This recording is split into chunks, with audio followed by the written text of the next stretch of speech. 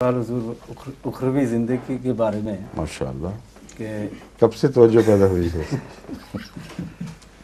عبدالخالق صاحب کو ماشاءاللہ کہ وہاں جو ہے روح ہی ہوگی کہ کوئی جسم بھی ہوگا اور روحی جسم ہوگا جیسے فرشتے وغیرہ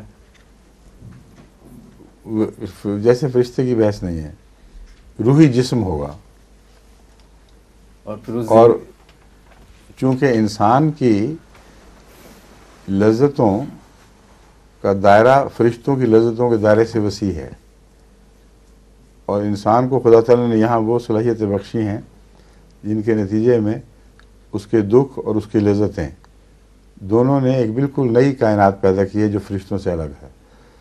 اس لیے ان کا بدن فرشتوں جیسا تو نہیں ہو سکتا. ان کا جو بھی بدن ہوگا روحی بدن، لیکن ان صلاحیتوں کے مطابق ہوگا جو ان کو اس دنیا میں بخشی گئیں. تبھی اس دنیا کی لذتوں کی مثال بھی اسی دنیا کی صلاحیتوں کے حوالے سے دی جاتی ہے.